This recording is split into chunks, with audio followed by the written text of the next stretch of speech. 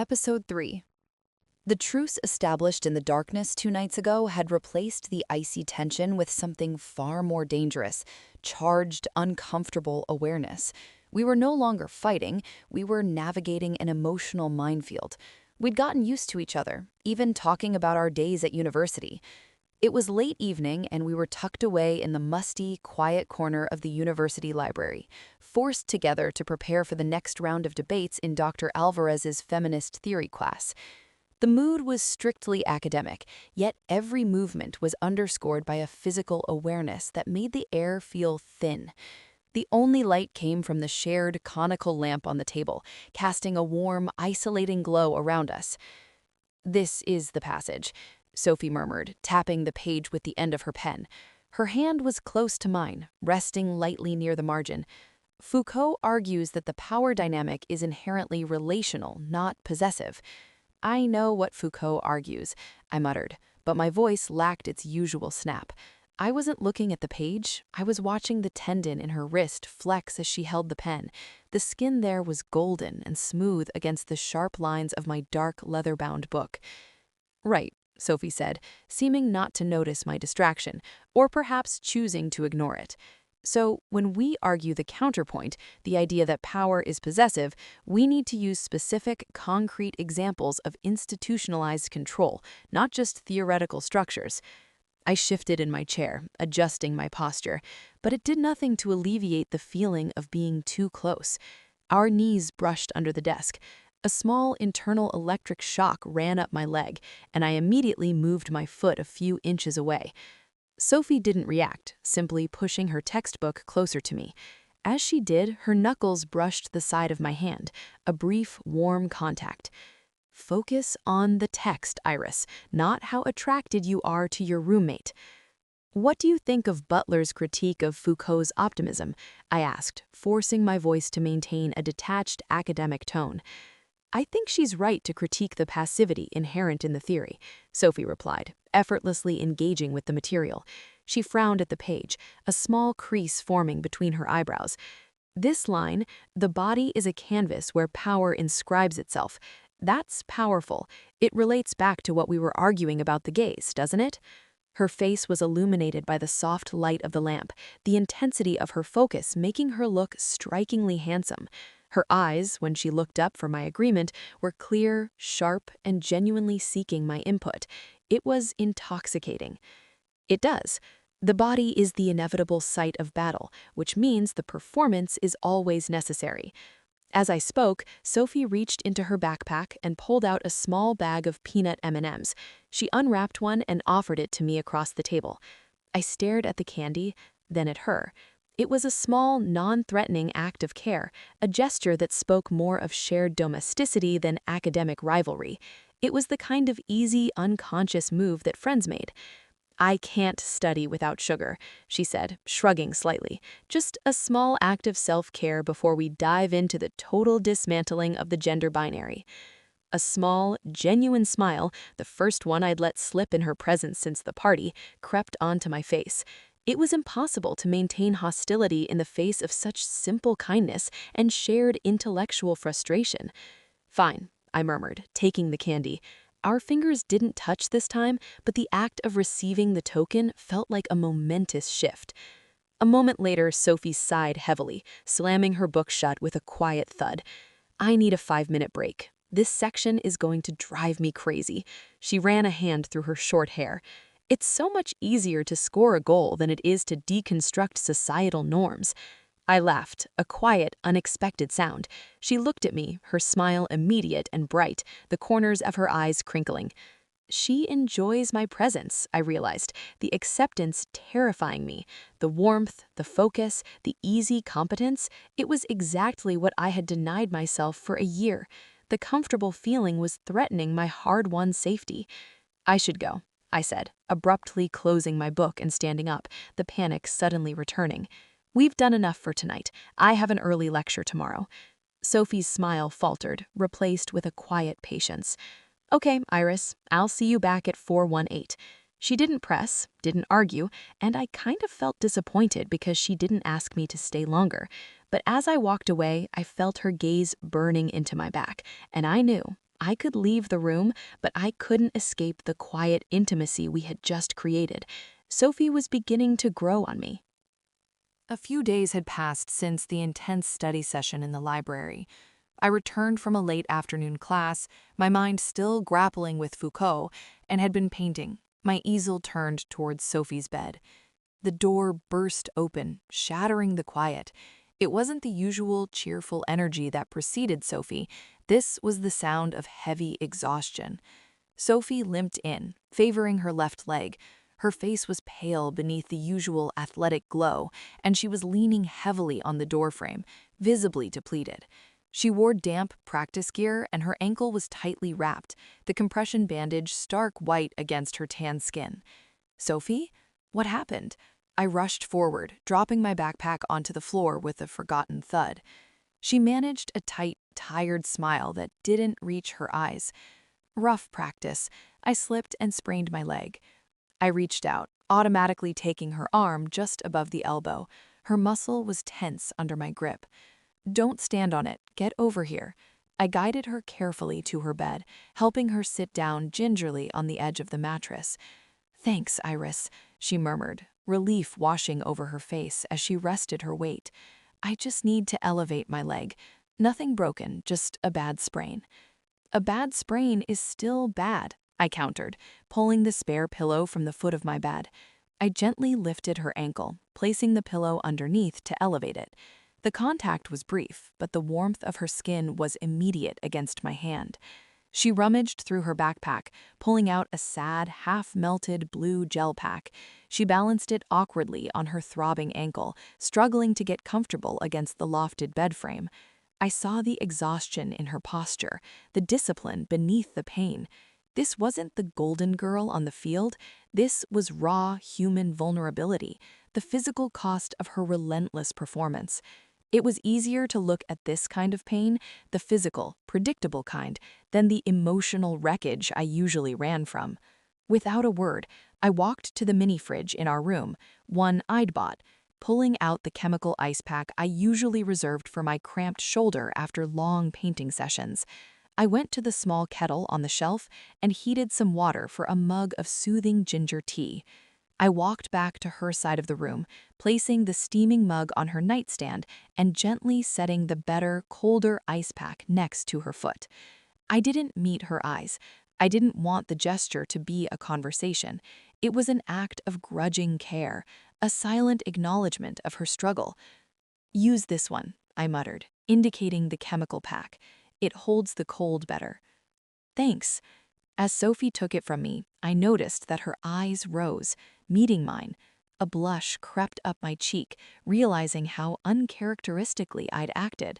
Sure, we'd been getting along, but that wasn't enough to turn me into a caretaker. In my stupor, I didn't notice that Sophie was looking beyond me, to the easel I'd left facing in the wrong direction. "Iris," I gasped, noticing that she was looking at my half-finished painting.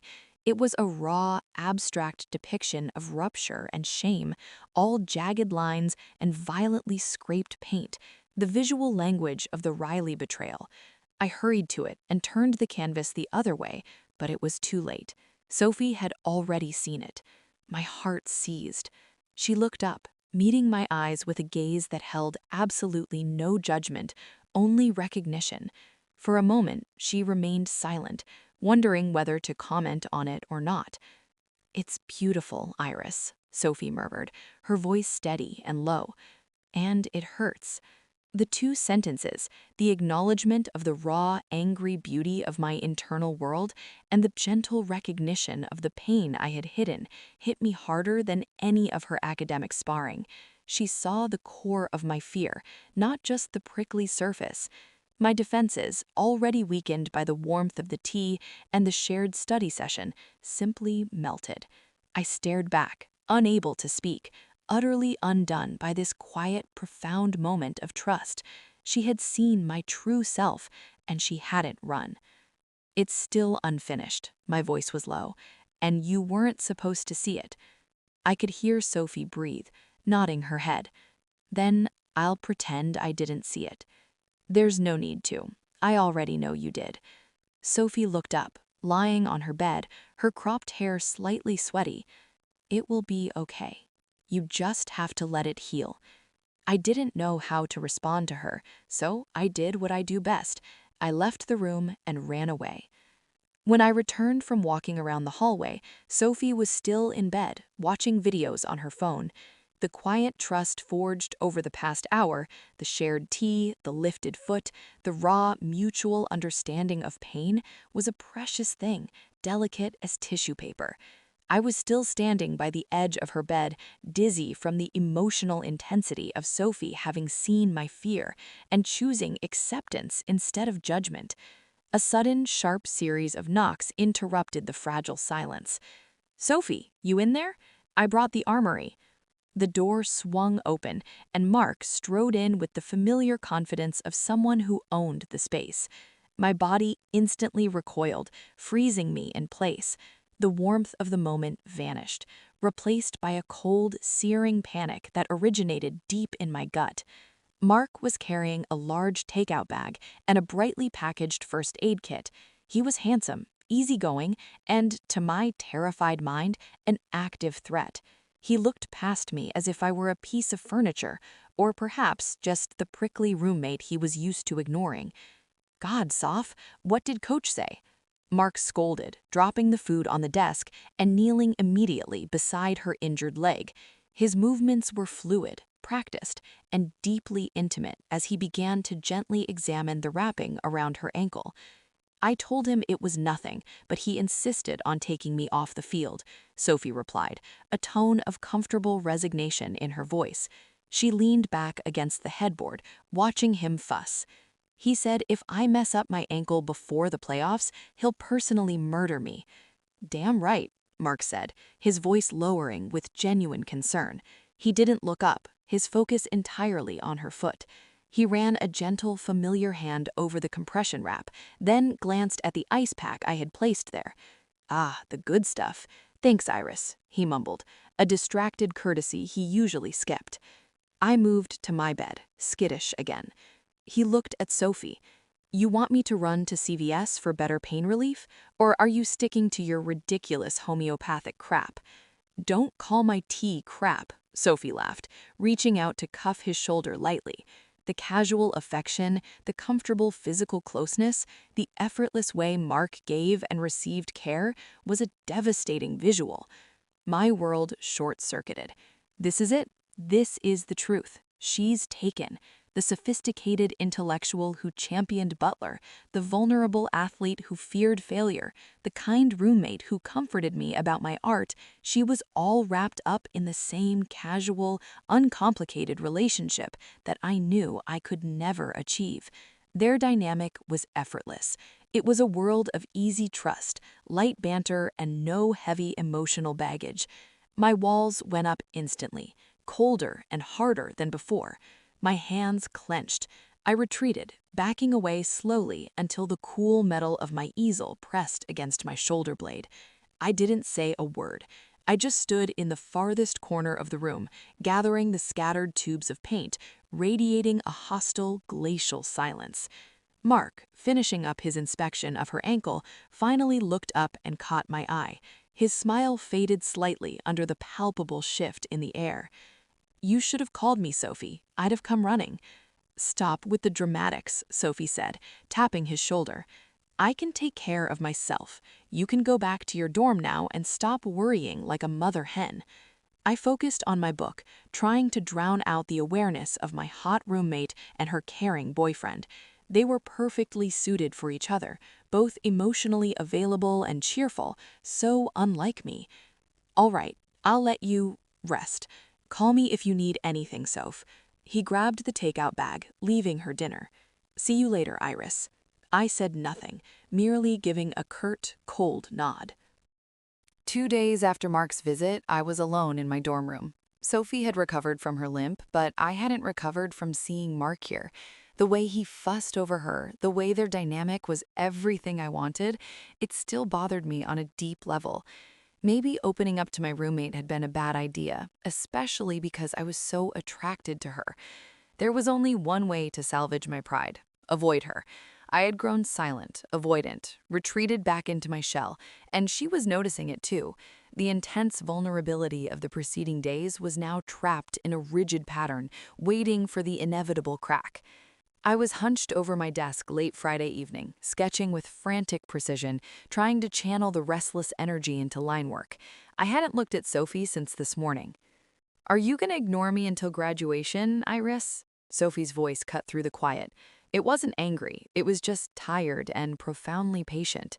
The bandage was still wrapped around her ankle, but she was able to move around as usual. I kept my eyes on the paper. "I'm working. I have a submission deadline." "You're drawing the same light fixture you were drawing 3 hours ago," she countered, the accusation gentle but firm. "We need to talk about it. We can't keep breathing in this poison. What happened to you? Why did you shut down after Mark left?" I slammed my pencil down, the noise sharp in the small room. I stood up and finally faced her. Sophie was sitting upright on her bed, resting her foot on the pillow, watching me with an expression of quiet determination. "What is there to talk about, Sophie?" I asked, my voice flat, devoid of the emotional rage it usually held when directed at her. "You had a friend visit, and I realized you don't really need a roommate to take care of you. You've got friends, so we're back to baseline." "No," she insisted, her gaze locking onto mine. "We are not back to baseline. What's wrong with you, Iris? I thought you were starting to open up." "Open up? I'm not an experiment, Sophie." The frustration inside me boiled over. "Go back to your boyfriend. I don't need to be your messy practice round." The words flowed out before I could stop them. Sophie's eyes widened before I could correct myself as she sat up on her bed. "Practice round?" She blinked. "What are you talking about?" "Nothing. I wanted to deny everything, but it was too late." "Wait, you think I'm like your ex? Someone trying to experiment with what? You?" "Aren't you?" I counter. "You said you were only into women, but you have a boyfriend, a nice, emotionally available boyfriend who takes care of you." Sophie's jaw dropped open. "Is that what you think? You think I've been lying?" "Haven't you?" My anger made me stand up, the sketch forgotten. "No," she emphasized. "I am not into men, as I told you. Mark isn't my boyfriend. He's my best friend. We grew up together. His family lived next door from mine. And for the record, he's gay." "What?" I stared at her in stunned silence for a moment. My assumptions were way off. Silence echoed between us for a moment as Sophie made the calculations. "Wait, is that the reason you've been so mean to me? Because you think I lied to you?" I was caught in a web of my own making. Of course Sophie hadn't lied. Maya had told me I could be wrong, but I'd chosen to cling to my past instead of asking her. 2 red splotches lit up my face as Sophie watched me squirm. "I might have done so." Sophie watched me carefully, and then she smirked. "Why, Iris Hart? Are you interested in me?" It was a direct statement, a truth I couldn't deny, but I avoided answering her. "I'm sorry, I misunderstood." I met her eye, feeling raw as I told her the truth. My ex did something like that to me. She experimented with me, and then she cheated on me. It was hard to keep my voice steady. She made me feel like my feelings were messy, complicated, and disposable. Seeing you with someone else, I assumed you were the same, that you were a liar too. The painful, shaky truth was finally out. I braced myself for judgment. "I overheard you," she confessed, her voice barely a breath. "The night Maya was here. I was right outside the room. I heard you talking about Riley and what she said." My body went rigid. The depth of my shame and hurt had been absorbed by the very person I had been fighting to push away. "I didn't say anything because it wasn't my business," she continued, her eyes holding mine steadily. "But I had no idea you'd misunderstood my relationship with Mark. I know you're fighting a ghost, Iris, but that doesn't give you the right to treat me like I'm a fraud." She pushed herself off the bed, moving carefully on her ankle, but with a terrifying resolve. She stopped inches away, forcing me to confront her. "I am not Riley, Iris," she reiterated, her eyes full of a powerful, genuine sincerity. "I know who I am and what I want. The question is, do you?" She was close, and I took a step back until my back rested against the wall. "I asked you a question earlier. Answer me. Do you like me, Iris Hart?" I couldn't speak. The explicit confession of her desire, combined with the shared secret of my trauma, was overwhelming.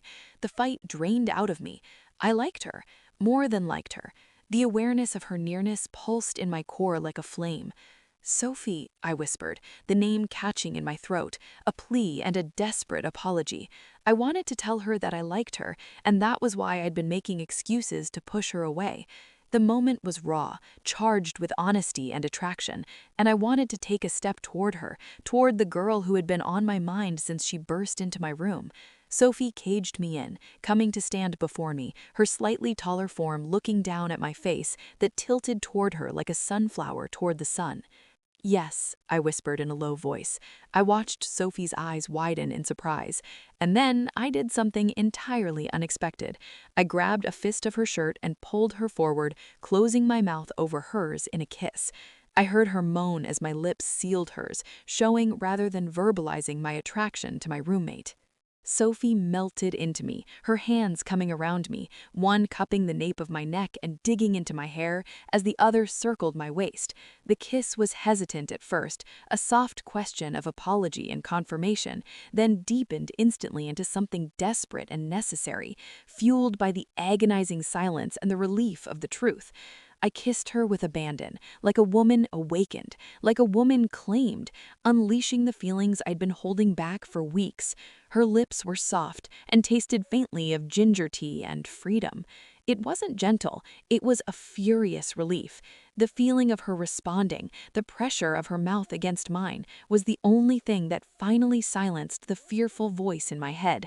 She responded to my kiss, pushing her tongue between my lips, letting me taste her, letting me find a home in her. The passion between us was wild and uncontrolled, just as I'd always predicted it would be.